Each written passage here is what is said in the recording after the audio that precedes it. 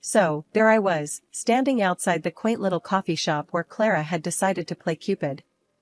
Clara's been my go-to gal since high school, always into stars and numbers and all that jazz. Me? I've always kept my feet on the ground. But here I was, ready to meet Mr. Perfect Match according to her numerology charts. I spotted Clara waving frantically from inside. Pushing through the door, the bell jingled loudly, drawing a few glances. "There you are, Elle. I was starting to think you'd chickened out," Clara teased as I made my way over. "Chickened out? Me? Never," I scoffed, rolling my eyes but smiling. "But remind me again why I let you talk me into these things." Clara's eyes sparkled with mischief. "Because deep down, you know I'm right. Plus, you've gotta admit, your dating pool has been more like a dating puddle lately." "Harsh, Clara. Really harsh," I said, but I couldn't help laughing. That was Clara for you, no filter, but usually right. Just then, a guy walked in, tall, dark hair, easy smile. The kind of smile that reached his eyes and made you want to smile back, even if you were trying to stay cool. "Ah, that's him," Clara whispered, giving me a nudge. "Mark, over here." Mark turned our way and walked over. He had a confident stride but not too cocky, which was good. We shook hands, and his grip was just right, not too firm, not too weak. "Nice to meet you, Elsie. Clara's told me a lot about you," he said, his voice warm. We ordered our coffees, and I went for my usual, black, no sugar. Mark went for the same, and Clara teased, "Look at you two, already a perfect match." As we settled into our seats, the initial awkwardness melted away surprisingly quickly. Mark was easy to talk to. He didn't just talk about himself either, he asked about my work as a video editor, genuinely interested in the details. "So, you edit videos? That sounds cool. Bet you've seen all sorts of crazy footage," Mark said, leaning forward, elbows on the table. "You have no idea," I laughed. "From wedding bloopers to failed YouTube stunts, I've seen it all." "What about you?" Clara mentioned something about engineering. "Yeah, I work with a small firm downtown. We handle all sorts of projects, from bridges to buildings. Keeps me on my toes," he explained. The conversation flowed from work to movies to our shared guilty pleasure of bad reality TV. It felt like talking to an old friend rather than a guy I just met. As the evening wound down, Mark said, "I had a great time tonight, Elsie. Maybe we can do this again? Just the two of us?" I hesitated for a split second, old habits die hard, but nodded. "I'd like that." We exchanged numbers, and as I walked home later, I couldn't help but think maybe Clara's numerology wasn't all nonsense. Mark really did seem like a great guy. But only time would tell. For now, I'd just enjoy the flutter in my stomach that I hadn't felt in a long time. When I moved in with Mark, everything felt like it was falling into place. He had this old house, a bit of a fixer-upper, but it had charm. We started talking about making it our forever home, and that's when the whole money talk came up. It was a lazy Sunday afternoon, and we were lounging on the couch with cups of coffee, going over some bills and future plans. "Elle, you know how I've got that mortgage hanging over me, right?" Mark started, a bit hesitant. "I've been thinking, maybe we could use some of your savings to pay it off. It would be a load off, and we could start fresh, you know?" I took a sip of my coffee, buying some time. My savings weren't just rainy day money, it was the inheritance from my grandma, meant to be something special, something she saved for me. "Mark, that's a lot of cash. We talking about all of it?" I asked, trying to keep the surprise out of my voice. "Not all, no. Just the mortgage part. We'd still have plenty left for the house and maybe some extras," he said quickly, like he'd rehearsed it. I set my coffee down and turned to face him. "Look, I get where you're coming from, but that's big money. And it was meant for my future, you know?" Mark nodded, reaching for my hand. "I know, Elle, and this is our future, right? Together?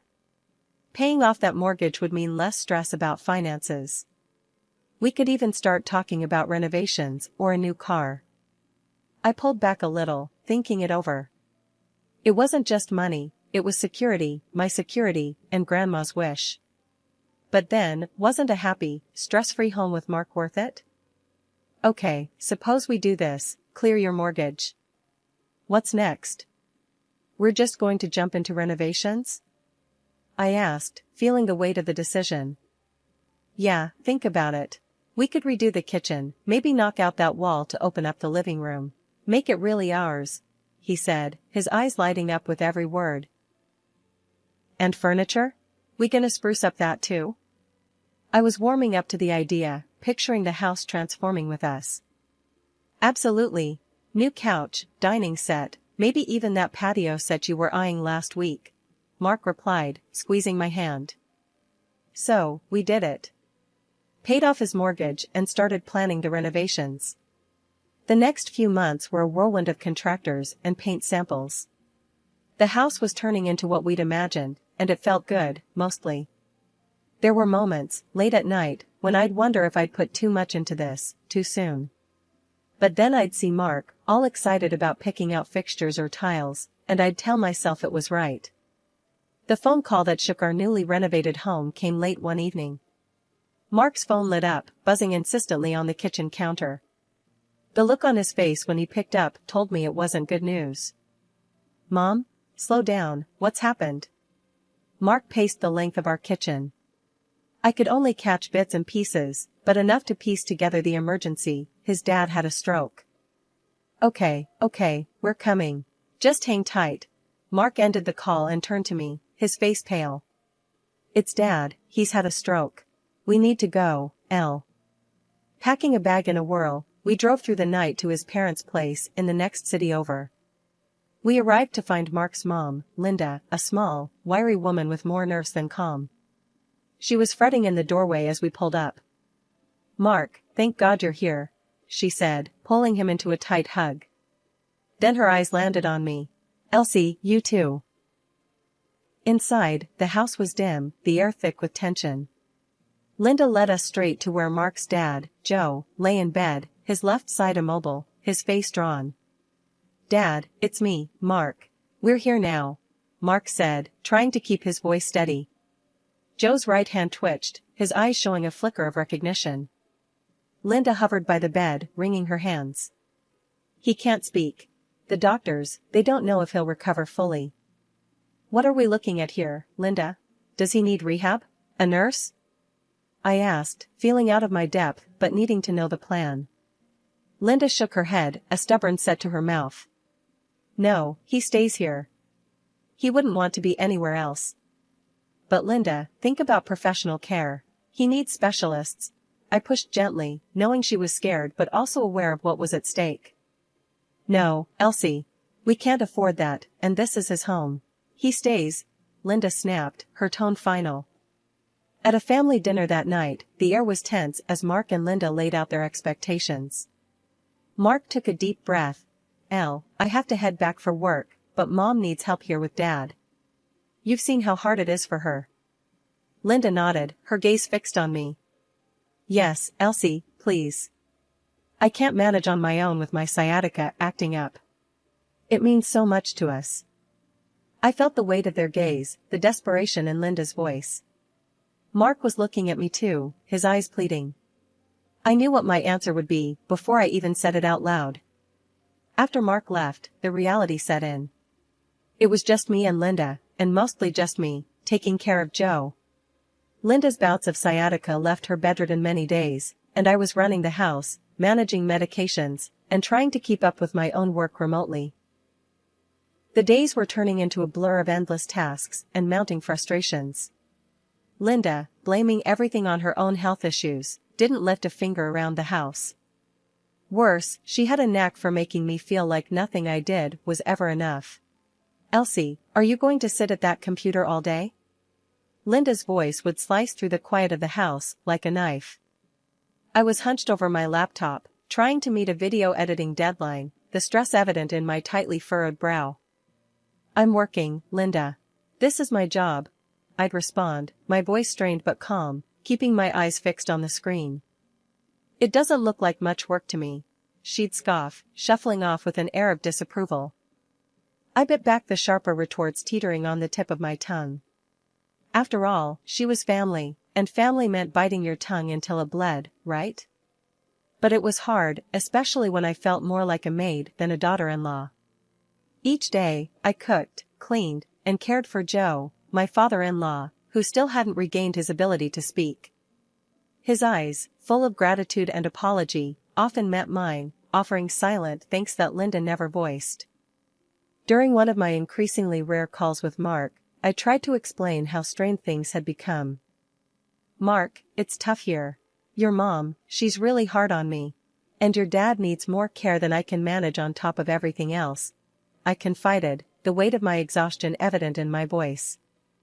"I know it's hard, Elle. Just hang in there a bit longer, okay?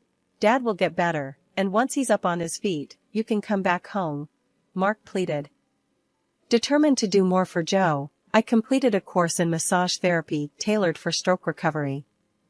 Each evening, after the dinner dishes were cleared and Linda had retired to her room with a grunt, I'd help Joe into a comfortable chair and gently work his stiff muscles. Things took a surprising turn when Linda announced she was feeling better and wanted to visit Mark. "I think I'll go stay with your husband for a few months, see the city," she declared one morning out of the blue.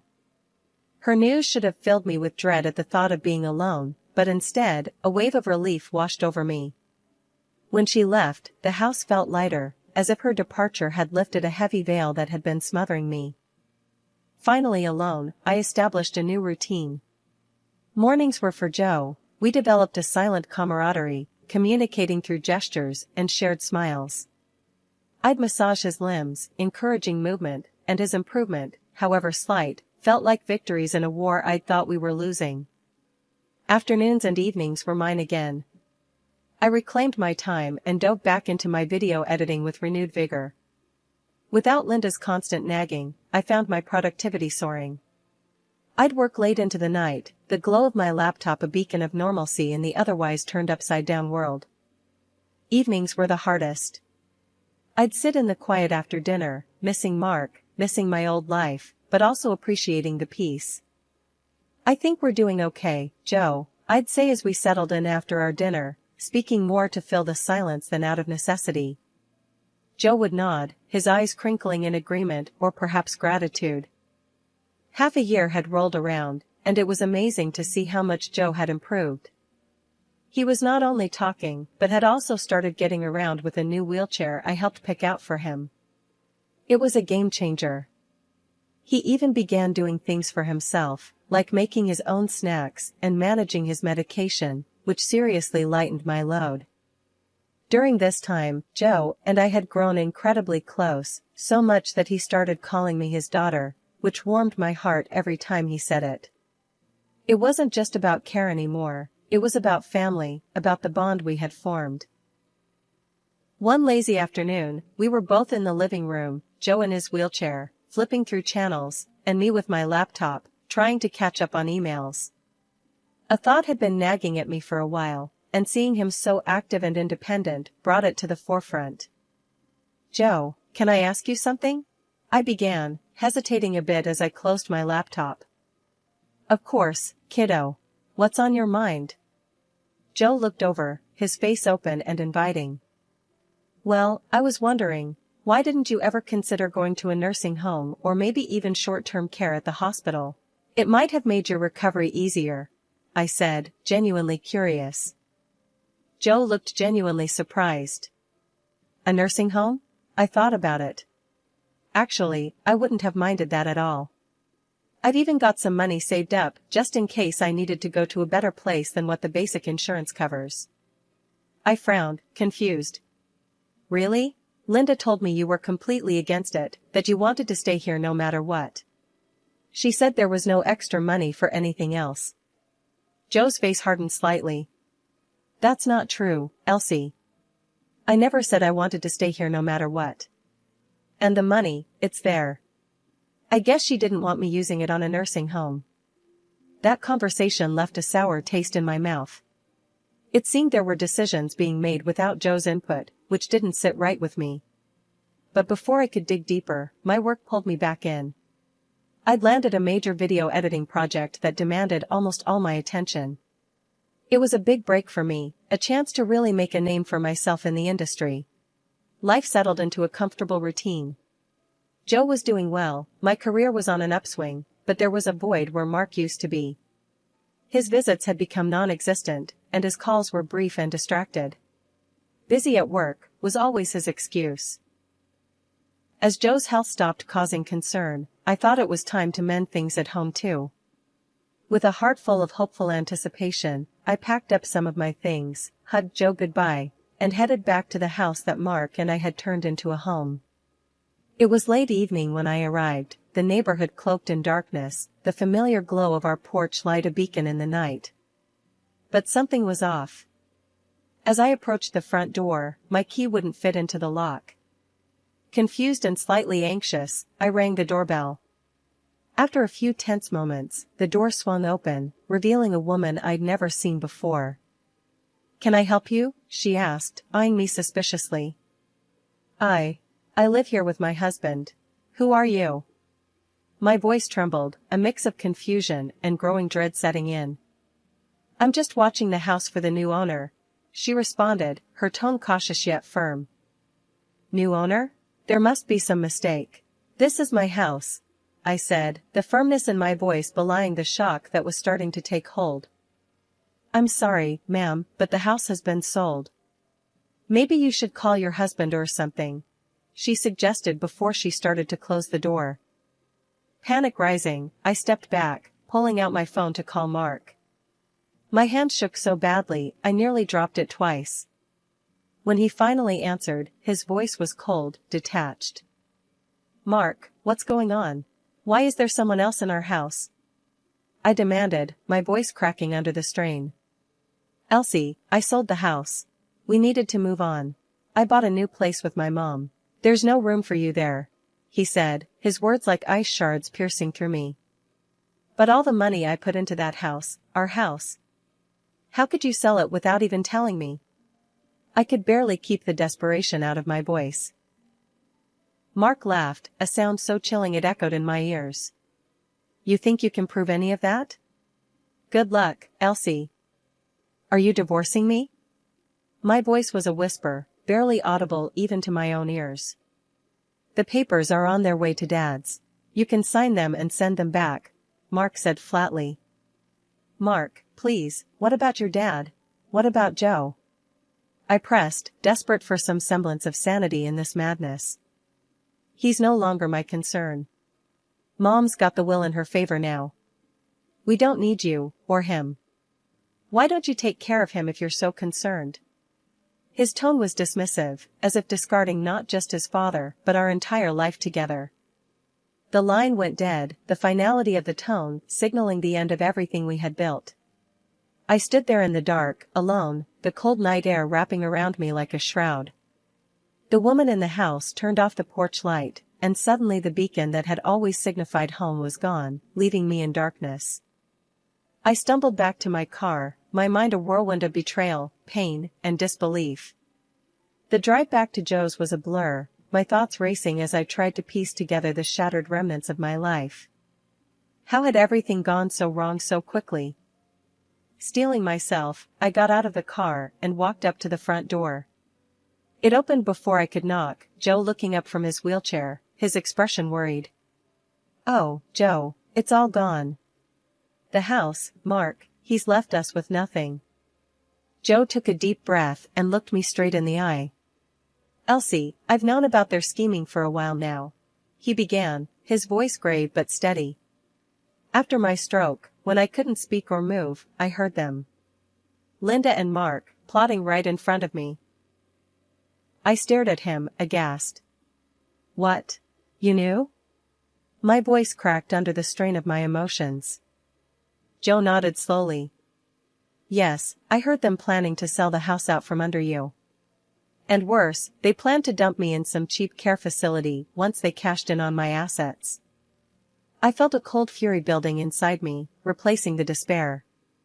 How could they be so cruel? To you, to me? I struggled to wrap my head around the depth of their deceit. Joe's face hardened. They're only after the money, Elsie. That's all they've ever cared about. He paused, taking a moment before he reached into the pocket of his cardigan. Pulling out a set of keys, he placed them in my hand. But I've made moves of my own.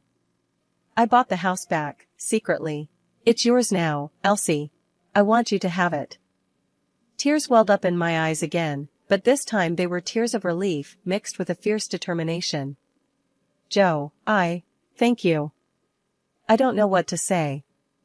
The very next day, we met with Joe's lawyer, a seasoned man with a no-nonsense attitude named Mr. Gibson. In his office, filled with legal books and papers, Joe made it clear he wanted to change his will. I want everything to go to Elsie. She's the daughter I should have had, Joe declared, his voice unwavering. Mr. Gibson nodded, taking notes.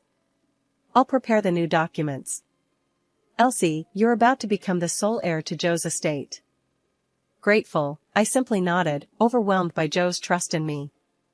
We then tackled the issue of the money I'd invested in Mark's house. Mr. Gibson was methodical. We'll need to prove your contributions to the mortgage. Bank statements, any receipts you might have, witness statements from the bank officials. Fortunately, I'd kept meticulous records. I have everything.